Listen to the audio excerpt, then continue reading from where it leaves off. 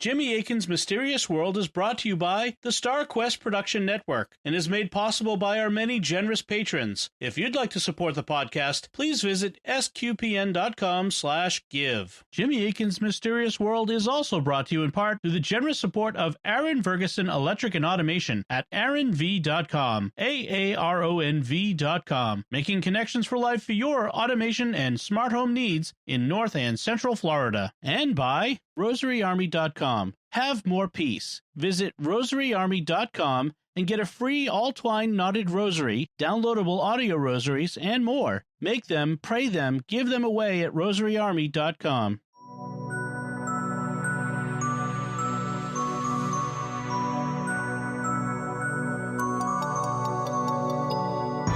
You're listening to episode 150 of Jimmy Akin's Mysterious World, where we look at mysteries from the twin perspectives of faith and reason. In this episode, we'll be giving you mysterious updates on the mysteries we've been covering on the show. I'm Dom Bettinelli, and joining me today is Jimmy Akin. Hi, Jimmy. Howdy, Dom.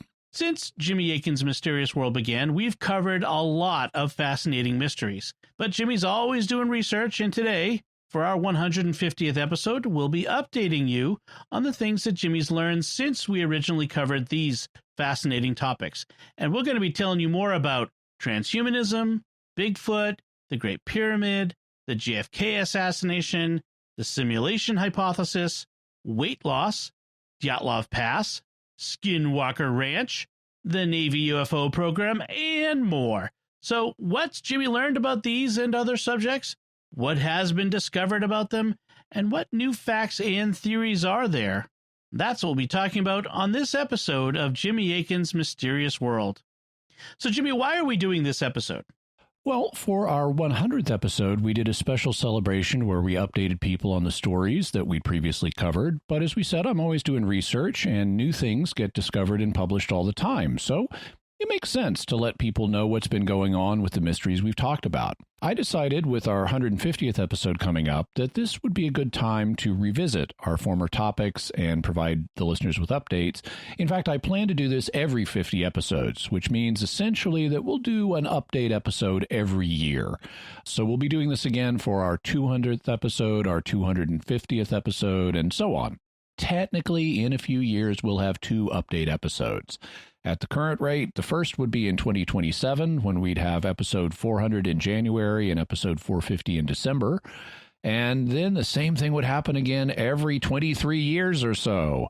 So the next time it would happen would be in 2050 with episode 1600 in January and episode 1650 in December. But I don't think 2 updates every 23rd year is too much.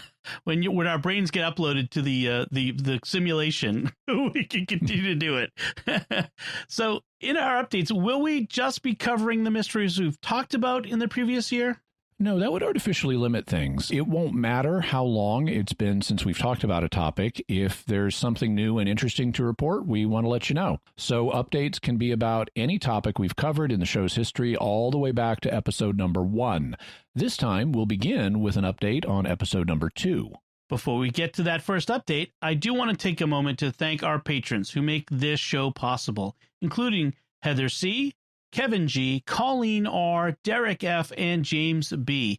Their generous donations at sqpn.com/give make it possible for us to continue Jimmy Akin's Mysterious World and all the shows at StarQuest. So visit sqpn.com/give today. Jimmy Akin's Mysterious World is also brought to you in part through the generous support of Aaron Ferguson Electric and Automation at aaronv.com, AARONV.com, making connections for life for your automation and smart home needs in North and Central Florida. And by rosaryarmy.com. Have more peace. Visit rosaryarmy.com and get a free all-twine knotted rosary, downloadable audio rosaries, and more. Make them, pray them, give them away at rosaryarmy.com. All right, Jimmy, our first update is all the way back to episode 2, which is quite a while ago at this point, where we talked about transhumanism. So what's new there?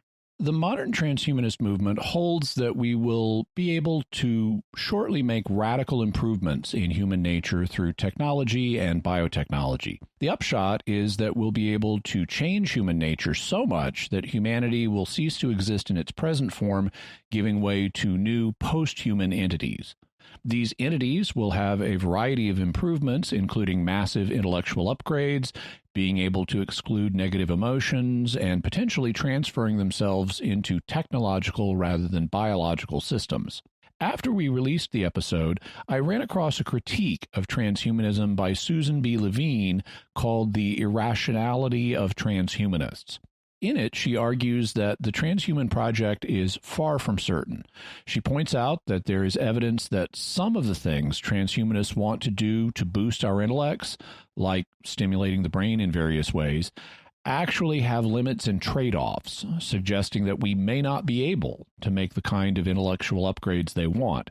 She also argues that they are relying on concepts and metaphors about human nature that were popular in the mid-20th century, but that are now outdated or becoming outdated. Her conclusion is, findings such as those presented here strongly support the view that if we embraced transhumanist aim, not only would we fail to produce post-humanity, but in the attempt, we would likely damage human biology beyond repair. Hope and faith need not be unreasonable, for, with awareness, individuals can use them to fill psychological gaps when a viable outcome they favor is not a foregone conclusion. In transhumanist case, however, faith and hope, which in any case they reject as pillars of their confidence, would themselves run counter to reason. As it turns out, the sole irrational parties to the scientific debate over radical bioenhancement may be transhumanists themselves. Levine's article is a challenging read for someone who doesn't follow these issues, but if you want an intelligent critique of transhumanism, it's a good starting point. We'll have a link to it so you can read it for yourself. Also, we'll have a link to her book, Post-Human Bliss, The Failed Promise of Transhumanism, where you can read a more sustained critique. So then our next episode is from the very next episode, number 3, where we talked about Bigfoot. So what's new with Bigfoot? There's never a shortage of Bigfoot news, so this will probably be a regular segment in future Mysterious Update shows. Also, as the show has matured, we've gotten better at making it, and I plan to go back and revisit some of the topics we did early on, so we'll probably have another future episode devoted to Bigfoot. This time, I'd like to report on several stories regarding Bigfoot. First, there's a pair of articles dealing with the anthropologist Grover Krantz. He's passed on now, but when he was alive, he argued that we have better scientific evidence for Bigfoot than is commonly supposed. For example, he studied casts that were made of Sasquatch footprints, and using his knowledge of bone structure as a physical anthropologist, he concluded that some of them had been made by a crippled individual and that it was not a fake set of prints. According to an article on mysteriousuniverse.org, if the Bossberg tracks of the crippled individual were made by a hoaxer, there are several considerations. One is that he had to know human anatomy with great detail. He had to be able to devise distortions of the anatomy, and he had to calculate exactly how an enlarged individual would have to be constructed in order to walk properly. That requires an elaboration of thought and knowledge that I don't think anyone in the world has. The anthropologist often stated in interviews over the years that anyone perpetrating such a hoax would require a greater knowledge of human anatomy than he did, which for Krantz was the only thing that really seemed impossible with regard to the Sasquatch situation. Krantz also studied the famous Patterson-Gimlin film and concluded that the Bigfoot in it is not a man in a costume. We'll have a link to the pair of articles so that you can read them for yourselves. For the existence of Bigfoot to ever be recognized scientifically, though, we need to find the body of one. This is what is known as a voucher specimen, and for an animal or plant to be considered scientifically confirmed, a voucher specimen is a must. Unfortunately, we don't have a voucher specimen for Bigfoot, and one of the biggest objections to their existence is why we haven't ever found a body or even their bones. Correct, and we'll have a link to an article discussing that issue. It reports cases of people who have allegedly seen Sasquatches burying their dead, which would make it harder for us to find them. On the other hand, the article also describes people who did find and even retrieve Bigfoot bodies, some of which were reportedly given to academic institutions to study. Yet, none of these can be found and examined today, leading some to suggest a sinister cover-up for reasons. On the other hand, if you can't just find a dead Bigfoot, you might want to make one. That is, you might want to go hunting and make a dead Bigfoot. That's why in January 2021, an Oklahoma state representative proposed a bill to designate an official Bigfoot hunting season in the state, which would also help bring money to his district through hunting licenses, lodge rentals, and so forth. He quickly got pushback, and they started working to amend the bill so that it wouldn't authorize killing a Bigfoot, but instead capturing one alive. What do you think of those two options? I'm uncomfortable with both. Some reports of Bigfoot suggest that it might be so close to human that I'm not comfortable saying it could be killed. It's also apparently an endangered species if it exists. It's uncommon enough that we haven't been able to scientifically confirm it even exists, despite all the reports, so you don't want to be killing off their breeding population. On the other hand, catching one alive sounds like a very dangerous task, as these things are reported to be very powerful. In any event, we'll have a link so that you can read about the Oklahoma lawmakers' efforts. I just picture a bunch of guys in pickup trucks heading out at dawn to go hunt on Bigfoot. With a big net, yeah. Oh, that's a bad idea. So our next episode is from episode 6, where we talked about the pyramids of Egypt. What's new in Egypt? There's a guy named Matthew Simpson who runs a channel on YouTube called Ancient Architects. Mr. Simpson has roots in the alternative archaeology community, which means he's been open to and has argued for many ideas that are not accepted in mainstream respectable archaeology, including a bunch of theories that Egyptologists flat out reject, like the idea that the Great Pyramid of Khufu is thousands of years earlier than the reign of Khufu when it was originally constructed, like 10,000 BC or something, and that it was a giant water pump and other unlikely concepts.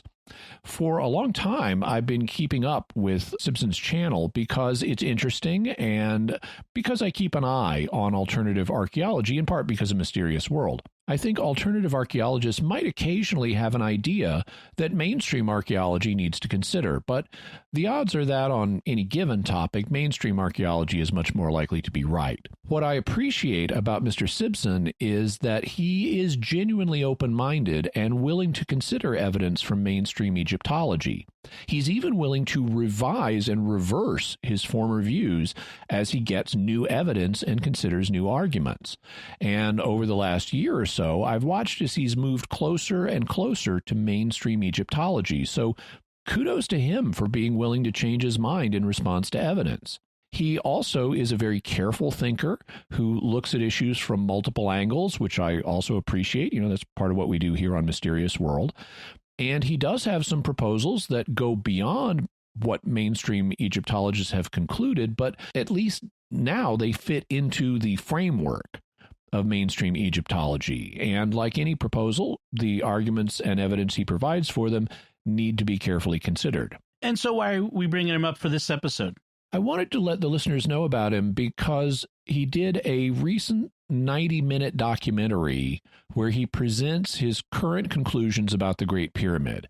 He offers a good summary of the evidence that it was constructed in the reign of Khufu, just as mainstream Egyptology holds, and that it was built to be Khufu's tomb. And this is especially noteworthy as he's making the case for this mainstream position as a guy who formerly held all kinds of alternative views about it. What's also interesting are the theories about how the pyramid was built. And I don't mean using exotic technology or anything like that. What kind of theories are he proposing? Well, he's got some interesting thoughts about the construction process. For example, it's long been a puzzle why the Great Pyramid contains 3 apparent burial chambers. One, which is located below ground, appears to be unfinished, like they just gave up while they were making it. Another that's partway up the pyramid is known as the Queen's Chamber, though we have no indication that a queen or anyone else was ever buried there. And the third, the highest one in the pyramid, is larger, and it does contain a stone casing to hold a sarcophagus, and it's known as the King's Chamber. Simpson's proposal is that the Great Pyramid was built in stages during Khufu's reign, and that the underground chamber and the Queen's Chamber were backup burial sites in case Khufu didn't live long enough, since kings never know when they're going to die. If Khufu died early, they would have used the underground chamber, and that actually was the normal practice with pyramids, to put the king below ground. But once Khufu survived long enough for the Queen's Chamber to be built, they realized they wouldn't need the underground one, and so they just stopped working on it. Then, when they built the structure up to the level of the King's Chamber, they realized they wouldn't need the Queen's Chamber either. Does he have any other new proposals? Another interesting thing, and I think his theory about the burial chambers is very interesting and could well be right. Another one I'm less sure about, though, is he proposes another aspect of how the pyramid was constructed. One of the interesting things about the Queen's Chamber is that it has these tiny shafts leading up and away from it. They're sometimes called air shafts, although they weren't air shafts because they were sealed in antiquity when the Queen's Chamber was built, so you couldn't even see them from inside the Queen's Chamber. The King's Chamber has similar ones, and the ones from the King's Chamber go all the way to the surface of the pyramid. But, I mean, you can blow smoke through them and it'll come out. That doesn't happen with the ones from the Queen's Chamber. They kind of twist around and go up a certain way, but then they stop short of the surface. Simpson proposes that this could be explained if the pyramid was supplemented and enlarged so that the Queen's Chamber shafts do go to the original surface of the pyramid, but then when they expanded the pyramid to make it taller, they didn't go further. These ideas, of course, are not considered established by mainstream Egyptologists, but they deserve consideration, and we'll have a link to where you can watch his documentary on YouTube.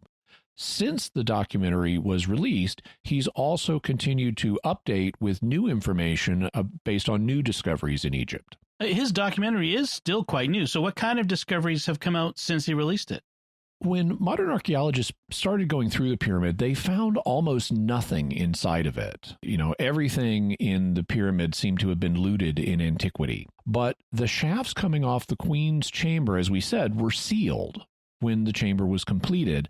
And inside one of them, archaeologists found 3 objects: a metal hook, a stone ball used to pound rock into shape, and a piece of wood, which may have been the handle for the metal hook. Unfortunately, the wood was lost for more than 70 years, and that's a pity. I mean, they shipped it off to England to a museum, and it got lost. But it's a pity because it was sealed inside the Queen's Chamber shaft since the pyramid was constructed. And if we had it and could carbon date it, that would reveal whether the pyramid was built 5,000 years ago, like mainstream Egyptology claims, or more than 10,000 years ago, as many alternative archaeology fans have claimed. Well, last year, the piece of wood was rediscovered, and it's been carbon dated. Overall, the evidence supports the view that the pyramid was built during the reign of Khufu, as the wood is around 5,000 years old, not 10,000. But it's a few centuries older than we would expect. That could mean that the wood had been cut from a very old tree, or it could mean that it was cut a few centuries before Khufu and had been used and possibly repurposed during that time, which is not unlikely, as wood is hard to come by in Egypt and often had to be imported from Lebanon, the famous cedars of Lebanon we hear about in the Bible. Or it could mean that there's a mismatch of up to a few centuries between the timeline of the Old Kingdom, as scholars have reconstructed it from literary sources, and when the events of that timeline actually happened. Scholars are still thinking about the newly rediscovered wood and the implications it may have, but we'll also have links to where Simpson discusses it and the options it presents. So from the death of an ancient ruler to the death of a more modern ruler, our next update is nice on... segue. Thank you. Our next update is on episode 15, where we did talk about the JFK assassination. So what's new there? In episode 15, we only gave an overview of the assassination, and I offered a preliminary assessment that there is evidence both for Lee Harvey Oswald being a lone assassin and that there was a conspiracy of which Oswald may or may not have been a part. Or at least the shooter. My conclusion was that people are not crazy or unreasonable, regardless of which of those options they support, because there is genuinely evidence pointing in more than one direction. And I promised that we'd revisit the JFK assassination in the future and look at more aspects of it and theories about it, and we will. One theory we'll be looking at is the subject of a new book by two authors.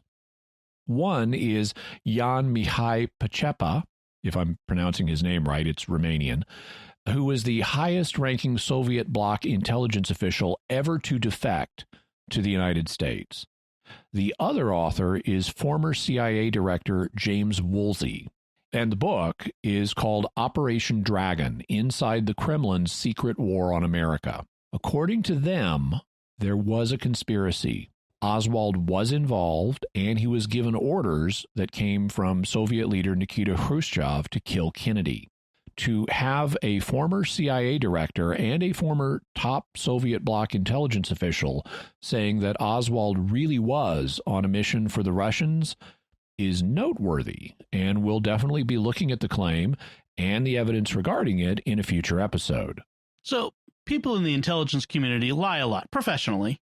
So, should we trust what a former CIA director has to say? Interestingly, when I mentioned this online, a number of people immediately said you can't trust what a former CIA director would say. And I agree that the CIA does lie, as do other intelligence agencies, as we've repeatedly discussed on the show. However, they don't always lie. Sometimes they tell the truth. And so we need to do what we always do on this show and look at the evidence. So that's what we'll be doing. Awesome. Looking forward to that. So our next update is on episode 17, where we talked about the simulation hypothesis. What's new there? One of the science channels I follow on YouTube is Fermilab, and one of my favorite presenters from there is Dr. Don Lincoln. During the COVID lockdowns last year, he did a series of short, easy-to-understand videos from his home, which were called Subatomic Stories. In one episode, he offered a critique from a physics perspective of the idea that the universe we're living in might be a computer simulation. He discusses several experiments that scientists, including those at Fermilab, have done that could reveal whether we're living in a simulation or not, as well as why they would reveal if we're living in a simulation. So he discusses why these experiments would show that. His conclusion is that so far, none of the tests reveal evidence that our universe is a simulation, and that scientifically speaking, as opposed to philosophically speaking, but scientifically speaking, the proposal may not be dead, but is, in his words, on life support. His video is short and very easy to understand for a physics video, so I hope you'll check it out. So next, we're going to be talking about the topic from episode 21, where we discuss the mystery of weight loss. In this episode, we discussed various aspects of weight loss and what finally allowed me to break through a decade-long plateau, which was intermittent fasting. My doctor recommended intermittent fasting to me, and it's improved both my weight and my health. It's got a bunch of benefits, and it's surprisingly easy to do. When I started, I was amazed that I wasn't hungry all the time, but I wasn't, and it was amazingly easy. One of the things that helped convince me to try it was a set of videos by a Canadian doctor named Jason Fung. He's been one of the leaders in popularizing intermittent fasting. The thing is, intermittent fasting isn't just good for weight loss. It's also good for dealing with diabetes, and it's good for preventing and treating cancer. Dr. Fung now has books on each of these, so we'll have links to them in case you have concerns about obesity, diabetes, or about getting or treating cancer. So be sure to check them out. So we're going to be talking about from episode 24, where we talked about the Dyatlov Pass incident. The Dyatlov Pass incident occurred in 1959 when a group of expert Russian hikers died under mysterious circumstances. There are many theories about what happened to them, but none has fit with all the evidence. The event is so controversial that Dyatlov Pass is on the same scale of controversy as the JFK assassination is in America. Last summer, the Russian government concluded an investigation into the matter and argued that the group had been forced out of their tent by an avalanche. More recently, a scientific paper here in the West came to a similar conclusion, suggesting that it was a type of avalanche known as a slab avalanche. However, some of the victims' families vigorously disagree and maintain that the deaths were connected with a Soviet rocket. So we'll have links to stories about all this and the new scientific paper. All right, in episode 27, we talked about near-death experiences. Something new there? One of the big questions about near-death experiences, or NDEs, is whether they are just an illusion created by the dying brain or whether they are genuine experiences pointing to survival beyond death. If it can be shown that people experiencing an NDE come back with knowledge they would not otherwise have had, that's evidence favoring the survival hypothesis. And there is some evidence that this happens. According to an article in Psychology Today, for instance, in a case reported on by hospice physician John Lerma, 2007, an 82-year-old man had an NDE in which he floated out of his body in the hospital trauma room. From a position up above the goings-on there, he saw a quarter sitting on the right-hand corner of the 8-foot-high cardiac monitor, a quarter dating from the year 1985. After he was resuscitated, he asked Lerma to go and check whether the quarter was really there so he could know whether this very affecting spiritual experience was real. Lerma took a ladder and climbed up to look, and there indeed was the 1985 quarter just as the patient had seen it. In another case, this one originally recorded by Kenneth Ring and Madeleine Lawrence, 1993, a patient described having an NDE in which she was pulled upward through the floors of the hospital until she came up out of the roof. From there, she noticed a red shoe lying on the roof. A skeptical physician later went onto the roof to check and indeed discovered the red shoe she described. We'll have a link to the article so you can read it for yourself, and we'll also have a link to the book that the article is summarizing so you can read even more about these types of reports and what they may tell us about survival after death. I hope I just never have to see the Frisbee on the roof that my kids left there, presumably. All right, so the next one is a big one for me because I love this episode, and a lot of listeners do too. Episode 36, What's New at Skinwalker Ranch? Skinwalker Ranch is a location in Utah where a lot of really strange phenomena have been reported. It's also been the subject of more than one scientific investigation. Since our original episode released, Skinwalker Ranch has definitely been in the news, and we'll have links to several articles. One is an interview with Robert Bigelow, who is the former owner of the ranch and who commissioned the first investigation of it, which we talked about in episode 36.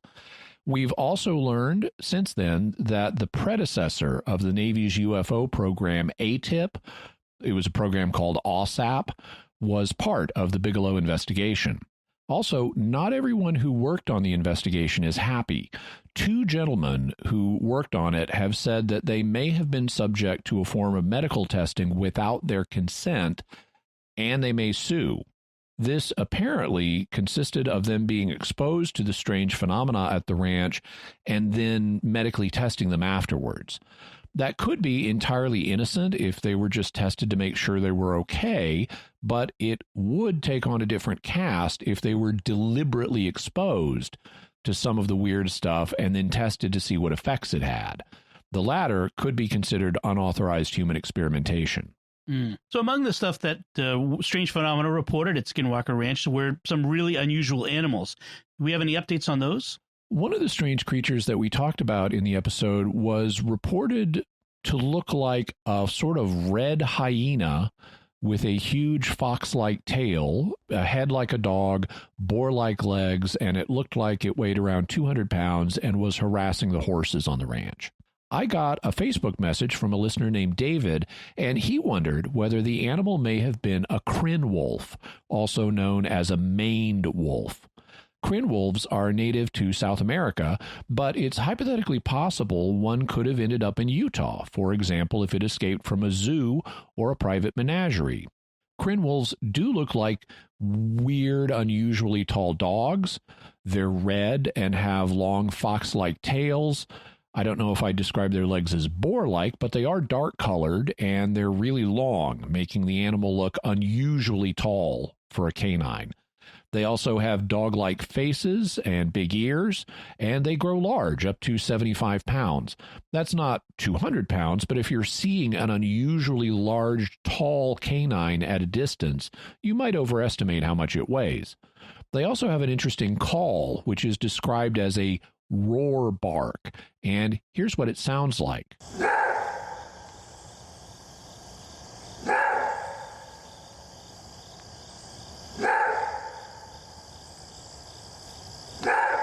I don't know if what they reported seeing at the ranch was a Kryn wolf or not, but I think it's an interesting idea, and we'll have links to pictures and video so that you can see and hear a Kryn wolf as well as read about it for yourself.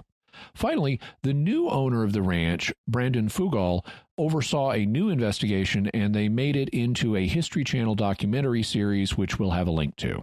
Awesome. I did watch that series myself, and it was interesting and good. And they did kind of promise to have a second season, although whatever the pandemic has done to those plans, I don't know. But I'm looking forward to hearing more about that. So our next update is from episode 38, where we talked about the Golden State Killer. Since we originally reported on the Golden State Killer, Joseph DeAngelo, there have been notable developments. DeAngelo was the first serial killer to be caught using a public DNA database to identify one of his relatives and then track him down. Subsequently, other killers have been caught using variations of this method, and DeAngelo himself is now behind bars for the rest of his life. To avoid a lengthy trial, DeAngelo was willing to confess to his crimes in exchange for avoiding the death penalty. This was broadly supported by the survivors and their families, many of whom did not want a lengthy trial given how elderly many of those who would need to testify are. Here's an abridged set of clips of DeAngelo confessing to his crimes. Jane Doe number 50 was able to untie her bindings, untie her boyfriend's bindings, and call for help. DeAngelo took John Doe's office and house keys along with money. Thank you, counsel. You wish to be heard as to incidents 73 and 74. No, Your Honor. Regarding the uncharged offense of kidnapping to commit robbery of Jane Doe number 50, having occurred April 4th, 1979 in the county of Alameda, a violation of Penal Code Section 209, do you admit or deny that? I admit. Regarding the uncharged offense of rape of Jane Doe number 50, having occurred on April 4th, 1979 in the county of Alameda, a violation of Penal Code Section 261, do you admit or deny that? I admit. Regarding the uncharged offense of false imprisonment of Jane Doe number 50 and John Doe number 22, having occurred April 4th, 1979 in the county of Alameda, a violation of Penal Code Section 236, do you admit or deny? I admit. The court finds the admissions were voluntary and with the understanding of the nature of the uncharged crimes as well as the consequences of the admissions. The people accept the admissions as stated on the record? Yes, Your Honor. The court accepts the admissions as stated on the record. Is there anything else in terms of Alameda charges? No, Your Honor. All right. Thank you, counsel. The court does find all the pleas and all the admissions were voluntary, knowing, and intelligently made, and the court does accept all the pleas and admissions. This matter is set for judgment and sentencing starting the week, I believe, of August 17th of 2020.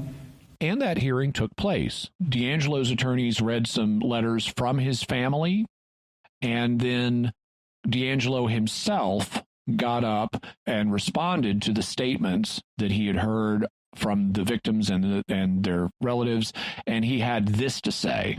Mr. DeAngelo would like to make a brief statement. I've listened to all your statements, each one of them,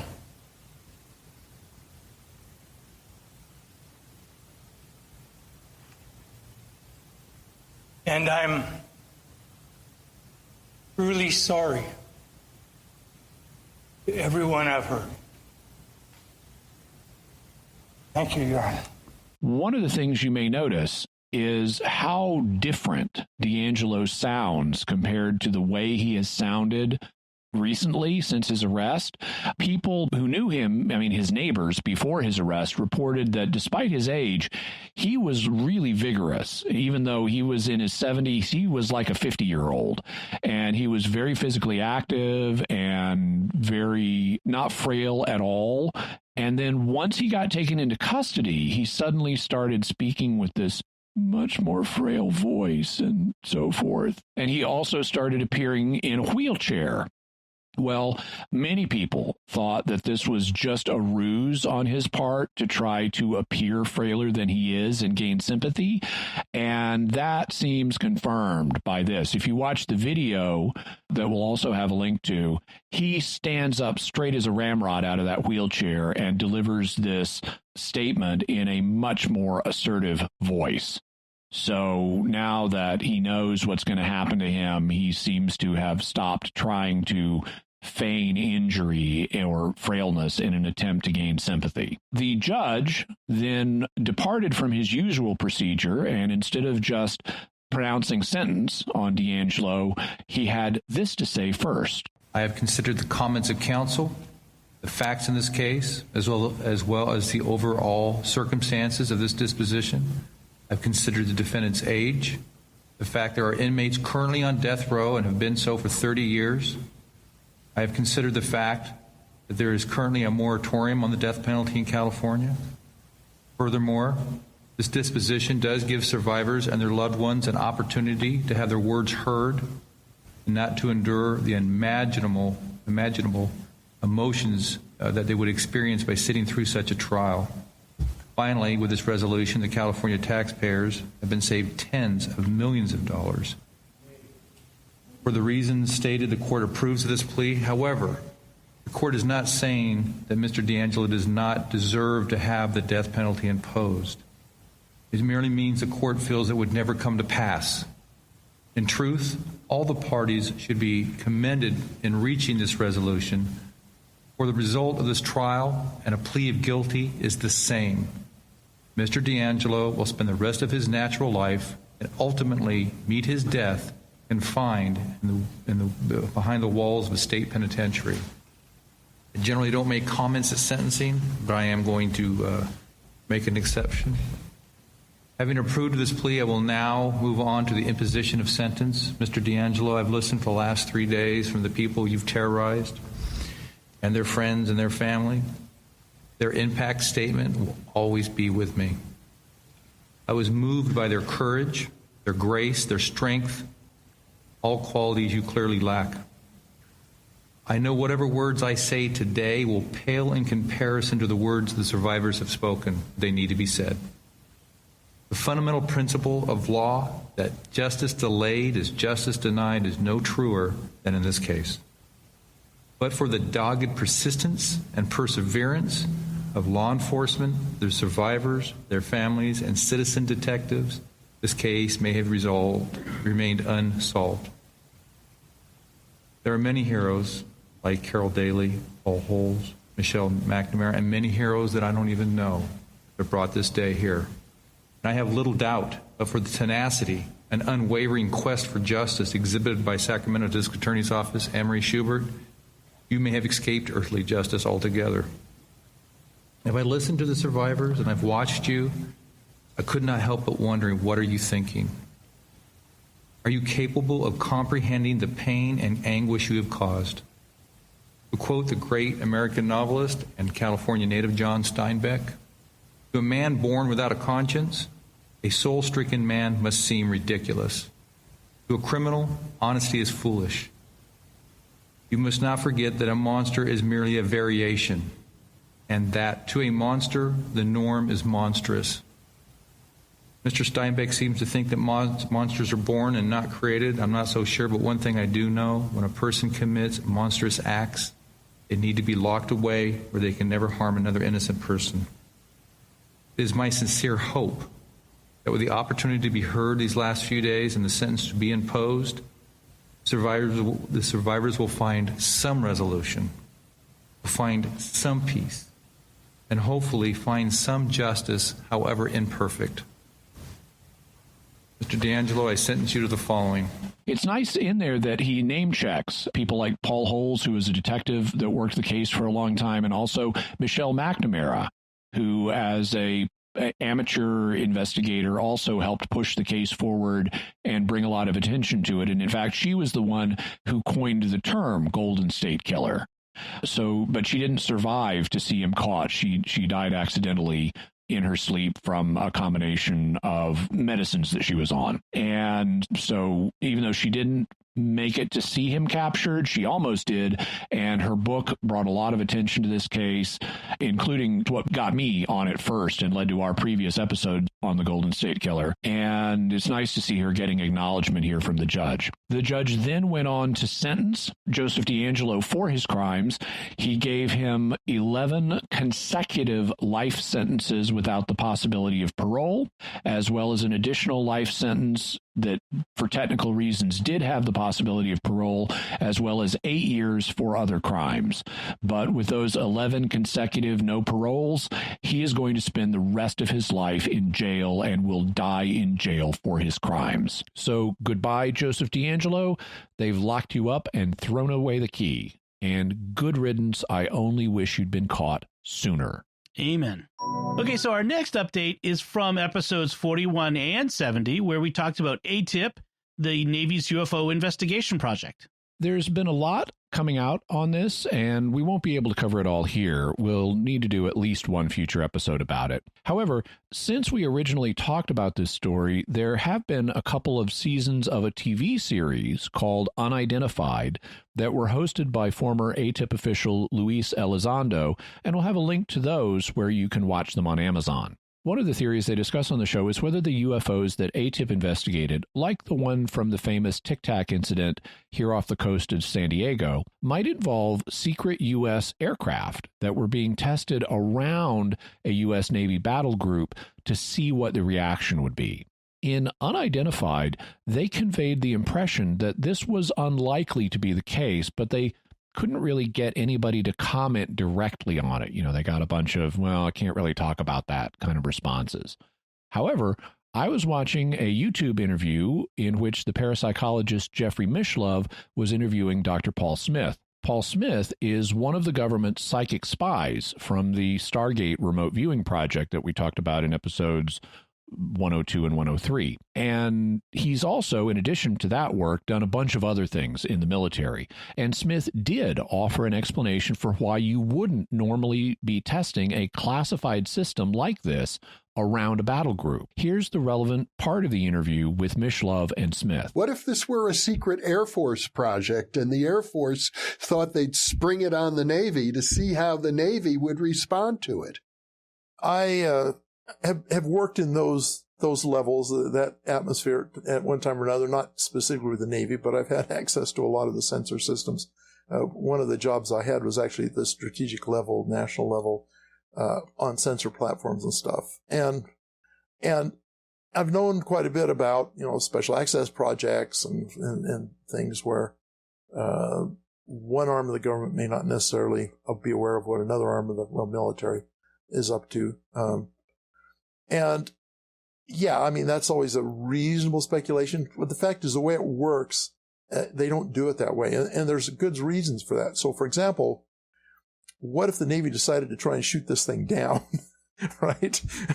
That would have been very awkward as far as the Air Force was concerned. But almost always when you have test flights of highly classified systems, you don't tell people who might be other military elements that might be in the vicinity. You don't tell them what it is you're doing, but there are various restrictions that you level and say you can't be there at this time, you can't do this, that. As far as wanting to test the reactions of the Navy, they wouldn't do it that way. Again, partly because of the reason of there's too much danger of there being some kind of collateral damage. But the other case is the Navy isn't the only ones that are monitoring those. You've got Russian satellites, you've got Russian electronic warfare ships, you've got Russian submarines, you've got Chinese, you've got all these people who may or may not be monitoring that particular carrier group. And those guys are going to have all their stuff up too. And so if you just test the Navy and fly one of these things by, then you're revealing capabilities to the bad guys that you don't want them to know you know. When I say bad guys, our opponents or whatever, our competitors, that's probably a better. Our competitors, it seems to be the word of choice these days. Yeah, I think that's a good word. So competitors, you're revealing your secrets to them, and that's not a good idea, right? You're showing them capabilities you might have. Usually when they test these kind of things, they do it in a relatively closed environment. They may have all of the same sensors for an Aegis system on land base at like Area 51 or whatever, in an area where the Russians or the Chinese aren't going to be able to pick up on the signatures of the different systems and how they react to your new technology. You do it in a protected environment. That's how they do it. They don't go test it on other branches of the military. So I don't think that's a very likely scenario at all. So Paul Smith thinks it's unlikely that the Tic Tac was a classified American program that the Navy Battle Group just didn't know about. Right, our next update is from episode 59, where we talked about those very interesting mind control parasites. One of the things scientists are currently studying is the human microbiome. Your microbiome is the set of microscopic organisms that live on you or inside you. Many of these live in our gut. There are gut bacteria. Some of these are parasites, but others don't do us any harm, and some are actually beneficial. And they can have a big impact on our health, including our mental health. In Cambridge, Massachusetts, up near UDOM, there's a small startup company called HoloBiome, which is trying to figure out how to use our microbiomes to treat mental conditions. They call these psychoactive microbes our psychobiome, and they hope to start doing human trials within a year. According to an article at sciencemag.org, although the mechanisms remain elusive, animal studies by Krantz and others have bolstered the idea that gut microbes can influence the brain. Rats and mice given fecal transplants from people with Parkinson's, schizophrenia, autism, or depression often develop the rodent equivalents of these problems. Conversely, giving those animals fecal transplants from healthy people sometimes relieves their symptoms. The presence or absence of certain microbes in young mice affects how the mice respond to stress as adults, and other mouse studies have pointed to a role for microbes in the development of the nervous system. Now, they're wanting to test what they've been finding on human volunteers, and they say that the volunteers are eager and that they get emails from depressed people almost every day. However, microbial therapies won't necessarily meet the same standards of efficacy as regular drugs. To be marketed as a pharmaceutical, a treatment has to pass muster with the U.S. Food and Drug Administration, or its equivalent in other countries, through clinical trials that prove its effectiveness against specific diseases. Most microbiome treatments so far are marketed as probiotics, for which regulatory thresholds are lower, at least in the United States, as are limits on the health claims that a manufacturer can make. HoloBiome is developing both types of products. the microbiome and the psychobiome is a frontier area in science, and so we'll have to wait and see what potential treatments develop and how safe and effective they are. In the meantime, we'll have a link to the article so you can read it for yourself. So our next update is from episode 73, where we talked about the mysterious death of Somerton Man. Somerton Man was an individual who was found dead on Somerton Beach in South Australia. He had no obvious cause of death, and the authorities suspected he had been poisoned. Subsequent details of the case also suggested he may have been a spy who either was killed or committed suicide, possibly after being ordered to do so. There are even clues that Somerton Man may have been using a copy of the Rubaiyat of Omar Khayyam as a one-time pad to encrypt or decrypt messages. Until recently, the only images that have been available of Somerton Man were taken after his death.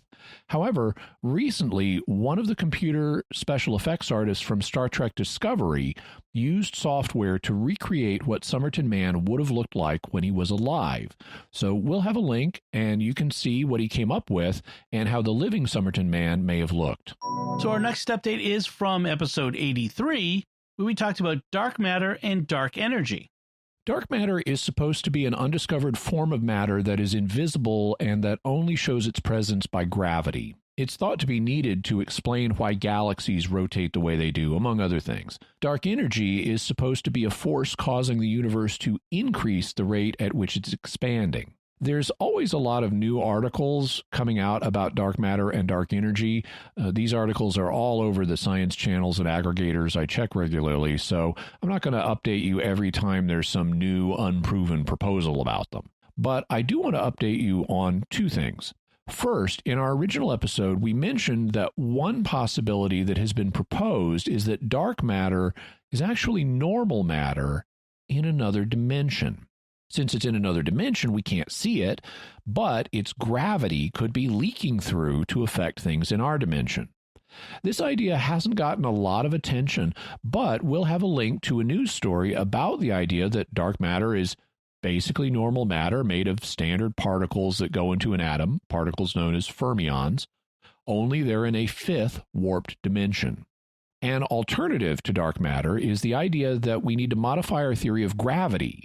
And I've seen scientists who previously were on Team Dark Matter rethinking this. In light of new discoveries and arguments, they're not as sure about dark matter. The dark matter advocates aren't ready to throw in the towel, but I've begun to see more than one of them being cautious and even suggesting that the true solution may involve both dark matter and modified gravity. We'll have a link to a video by the British astrophysicist Dr. Becky, who I think is really cute, by the way, where she talks about the new discoveries and how they're affecting things. In episode 98, we talked about the mystery of sleep. So what's new with sleep? We've gotten a bunch of people who've thanked us for talking about sleep and how to get more of it, and they've said that the episode really helped. One of the things we talked about in the episode is how different people, at least at different times in their lives, have different sleep patterns. For example, when people are in their teenage years, they naturally fall asleep later at night and wake up later in the morning. It's not that they're lazy, moody teenagers. It's their body's natural sleep schedule really has changed for biological reasons. So it can be counterproductive to try to force them to keep the same sleep schedule they did when they were preteens. One of the things we'll have a link to is a study done in Russia, where the researchers looked at a bunch of people and were able to identify 6 different patterns of daily activity that people naturally fell into. Do they have a way of referring to the patterns? Yeah, they called them chronotypes, and they describe which periods of the day you personally are most active and most inactive in. They also discovered that the people who were active in the morning, the early birds, are not the majority of the population, which may come as some comfort to those who are most active in the afternoons or evenings and who have always felt pressured by being held to an early bird ideal. In our original episode, we gave a number of tips for good sleep hygiene, things that can help you get better, more consistent sleep. This time we'll have a link to a short video that includes not only tips of this nature, but that also describes a technique developed by the Navy to help people fall asleep fast. Reportedly, when people practiced this technique for 6 weeks, did it every night, 96% of the people who did the training could fall asleep consistently in 2 minutes or less. And they could do so even when sitting up. So, if you'd like to fall asleep faster, you might want to watch the video and practice the technique consistently for at least a couple of months, because it does require practice. Finally, here's an email I got from a friend named Eric who I've known for many years. Like you, Jimmy, I've had problems going to sleep or getting back to sleep because of a racing mind. Researchers discovered that people with this kind of insomnia have a frontal lobe brain temperature higher than others. Basically, most people's frontal lobe goes down in temperature when they go to sleep, but some people's doesn't. So they tried lowering the temperature of the frontal lobe about a degree, and they were able to arrest the racing thoughts and enable the people to get back to sleep. They developed a product called Ebb Sleep, which I purchased, and I love it. Basically, it's a band, something like a mask, but it goes on your forehead, that's tethered to a cooling system that pumps cool liquid through the band. I used to wake up at 3 a.m. or some other time and had difficulty getting back to sleep for a couple of hours. This no longer happens since I started using Ebb Sleep over 6 months ago. I encourage people to check it out. So maybe that's the little doodad that Dr. Crusher puts on your forehead to make you go to sleep. I don't know. That's right. In any event, that's something you might want to try out. So our next update is from episodes 122 and 123, where we talked about the illumination of conscience and the prophecies of Father Michel Rodrigue. Over the last few years, Father Rodrigue, he's a Canadian priest, made a series of dramatic predictions about events that would happen before the end of 2020. However, these predictions failed to take place. Some followers of Father Rodrigue have tried to argue that maybe they kind of sort of have partially been fulfilled, but the results have been nothing close to what he claimed would happen. When the predicted fulfillments didn't happen, Father Rodrigue went into seclusion, and today he can only be reached by postal mail. To date, he has not issued any statement on why his prophecies didn't come true. He hasn't said that he was wrong or that they were delayed for some reason or anything like that. However, he has issued a new prophecy, which he says was given to him on December 31st, 2020. This new prophecy contains dramatic statements about how hard Satan is attacking the church, but it is much more vague than his previous prophecies and does not contain claims that could be verified or falsified with time. To my mind, it's a highly flexible prophecy that can be made to fit or not fit any set of circumstances that you'd like. Bottom line, Father Rodrigue has not fessed up to his failed predictions or to the numerous other factually false and or delusional claims he appears to have made. But he still has people following him and will be keeping an eye on the situation. All right, next update from our very recent episodes 141 and 142, where we talked about the Georgia Guidestones. In our episode on the Georgia Guidestones, we revealed the identity of the man who was behind the mysterious monument. It was Dr. Herbert Kirsten of Fort Dodge, Iowa. Since the episode released, I discovered an online copy of the obituary of Dr. Kirsten that appeared in a local newspaper. It reads in part, Dr. Herbert H. Kirsten, 85, passed away on Friday, June 10, 2005, at his home. Funeral services will be held 10 a.m. Tuesday, June 14th, in the chapel of the Laufersweiler Seiverts Funeral Home and 10:30 a.m. at Corpus Christi Church for a mass of Christian burial. Herbert Kirsten was born on May 7, 1920, in Fort Dodge to Ann and Dr. E.M. Kirsten. He graduated from Fort Dodge Senior High and attended University of Notre Dame and the University of Iowa for undergraduate studies. He then graduated from the University of Iowa School of Medicine. He enlisted in the United States Army, where he served during World War II in Charleston, South Carolina, Chicago, the Philippines, and Japan, where he was in charge of a 1,000-bed hospital in Tokyo. After serving in the Army, Dr. Kirsten returned to the United States, where he completed his surgical residencies and joined his father and brothers, John and Paul, in the practice of medicine at the Kirsten Clinic in Fort Dodge. Dr. Kirsten met Cecilia Burke, a nurse at the Kirsten Clinic, and they were married on February 19, 1955, at St. Joseph's Catholic Church in Lorville, Iowa. Dr. Kirsten and Mrs. Kirsten have 4 children. He was an avid bridge player, a former recreational pilot, and a conservationist who loved nature and trees. Everyone who knew him respected his love of his tree farm, Walnut Farms, located west of Fort Dodge. Dr. Kirsten had many hobbies: woodworking, oil and watercolor painting, bridge, the Republican Party, physics, livestock and grain farming, and music. He was a naturalist who was very involved in environmental and world population issues. There's more to his obituary, but what we've read is entirely consistent with the picture we developed of Dr. Kirsten in episodes 141 and 142. I find it interesting he served in Tokyo at the end of World War II, which would maybe have influenced his thoughts about atomic warfare. Yeah, obviously, well, Tokyo itself wasn't atom bombed, but there would have been a very strong awareness of the atomic bombings of Hiroshima and Nagasaki. And Tokyo itself had been basically firebombed to the ground, everything Right. except the area around the Imperial Palace, which we talked about them having the desperate coup in a previous episode. That's right. Our next update is on episode 148, where we talked about the Australian cryptid drop bears.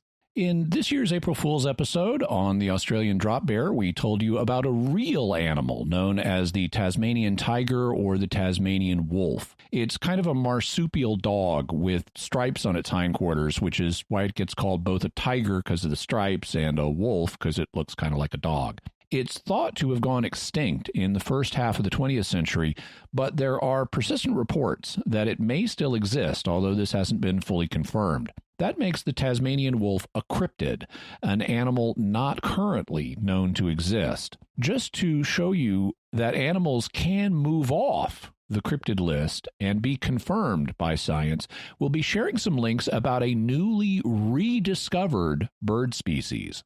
It lives in Indonesia, and it's called the black-browed babbler. For the last 170 years, people thought it was extinct. But in 2020, a couple of guys found and caught one, took up-close photographs of it, and released it back into the wild. The evidence they got was enough that now it's considered to once again be officially known to science. And the articles we'll link to have close-up color pictures so you can see the bird for yourself. So, yay, the black-browed babbler is back. Another cryptid confirmed. Could the dodo bird be far behind? Well, not if we start cloning it. Right. That's probably the best way to bring that one back. Right. So, Jimmy, what further resources can we offer to the listener on these topics? We'll have a lot of them since this is an update episode. First, we'll have Susan Levine's book, Post-Human Bliss, The Failed Promise of Transhumanism. Also, her article, The Irrationality of Transhumanists. We'll have 2 articles on that scientific case for the existence of Bigfoot, as well as one on Bigfoot bodies and reports of them, and also hunting Bigfoot in Oklahoma. We'll have the 90-minute documentary on the Great Pyramid from the Ancient Architects channel, which is quite good. Check it out. Also, videos announcing the rediscovery of that wood from the Queen's Chamber shaft, and another assessing the implications for the Old Kingdom chronology, the dating of Old Kingdom events in Egypt, as well as a University of Aberdeen video on the wood, because that's where they found it. We'll have a link to James Woolsey's book, Operation Dragon, Fermilab's Don Lincoln on the scientific evidence that fails to support the simulation hypothesis, my page on intermittent fasting and how you can get onto it easily without a lot of hunger, and then Dr. Jason Fung's 3 books, The Obesity Code, The Diabetes Code, and The Cancer Code. We'll also have a link to an article on the Dyatlov Pass family survivors disagreeing with the recent government conclusion, as well as a National Geographic article on the new scientific study done in the West of the Dyatlov Pass incident, and a link to the study itself. We'll have a link to Psychology Today's article on near-death experiences and the book that it summarized, which I've been reading and is really well done and interesting. The book is called The Self Does Not Die, Verified Paranormal Phenomena from Near-Death Experiences. We'll also, concerning Skinwalker Ranch, have a link to the Robert Bigelow interview, information about the 2 Skinwalker workers who are not happy about possible medical experimentation on them, an article on Kryn wolves, and a video of a Kryn wolf doing its roar bark. So you can see them moving around and in action and doing their unusual call. We'll also have a link to the Skinwalker Ranch History Channel documentary. Then for the Golden State Killer article, we'll have video of the Golden State Killer sentencing. This is the full video that goes on for a long time, but also has his apology and the final sentencing. We'll have links to the Unidentified TV show about the Navy UFO program, and the interview that we heard an excerpt from between Jeffrey Mishlove and Paul Smith about why you wouldn't expect a classified aviation system to be sprung on a Navy carrier group like this. We'll have a link to an article on how gut bacteria affects how you think, feel, and act. We'll have that computer recreation of Somerton Man as a living individual. Also, that article I mentioned on could dark matter be normal matter in another dimension, and Dr. Becky's video on the new possible evidence against dark matter.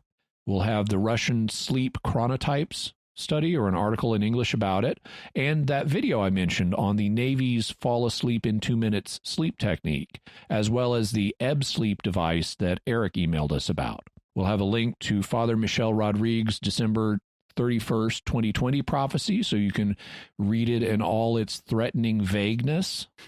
We'll have a link to Dr. Herbert Kirsten's obituary, articles on the rediscovery of the black-browed babbler with nice pictures of the bird. Awesome. So, Jimmy, what do we have for mysterious headlines this week? Well, since we've been talking a little bit about cryptids and so forth, I thought we'd have a note on British folklore. There's lots of unusual creatures that have been described in British folklore. We'll certainly be talking about them in the future. One is about the famous little people that have been reported. Now, often these are classified as elves or gnomes or things like that, but there's at least some speculation that some, not all, but that in recent centuries, some of the reports of little people may have been reports of baboons, because baboons look kind of like little human beings, and they go crazy and do strange things, but can be trained in some ways to interact with humans. And since Britain had a naval empire, they were bringing exotic animals back on ships, and sometimes they got loose. And if they got out into the country, the locals might not have known, oh, that's called a baboon. And they may have said, I saw a little person and it did this crazy stuff. I'm just picturing that. Yeah. Some of them were even like trained circus animals that would get loose and could even mimic human behavior in some ways. Wear clothes and that sort of thing. Yeah. Yeah. Also, there are other reports from England of wild men and green men and other green creatures, and we'll have a link to another article about those. All right, so that's it from us. What are your theories about all of these mysteries that we've given you updates on in this episode? We want to hear your feedback on what we've talked about. You can let us know by visiting sqpn.com or the Jimmy Akin's Mysterious World Facebook page. Send an email to mysterious@sqpn.com or send a tweet to @MYS_world with the hashtag of mysterious feedback. Be sure to follow Jimmy Akin's Mysterious World in Apple Podcasts, Google Podcasts, Stitcher, TuneIn, your favorite podcast app, or on YouTube, where you make sure to hit the bell to get notifications of new episodes. You can find links to Jimmy's resources from our discussion and links to those mysterious headlines on our show notes at sqpn.com/mysterious. And remember, to help us continue to produce the podcast, please visit sqpn.com/give. Until next time, Jimmy Akin, thank you for exploring with us our mysterious world. Thanks, Dom. Once again, I'm Dom Bettinelli. Thank you for listening to Jimmy Akin's Mysterious World on StarQuest.